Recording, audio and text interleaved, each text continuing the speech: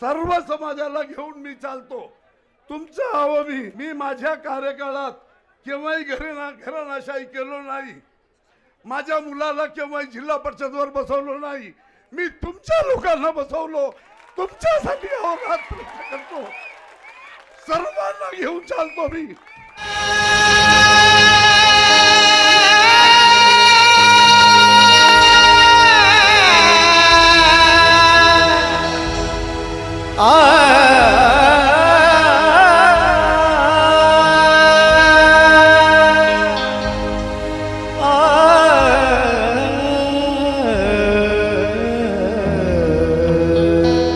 हा किनवटचा वाघ खर तर विधानसभेत तेव्हाच पाहिजे होता।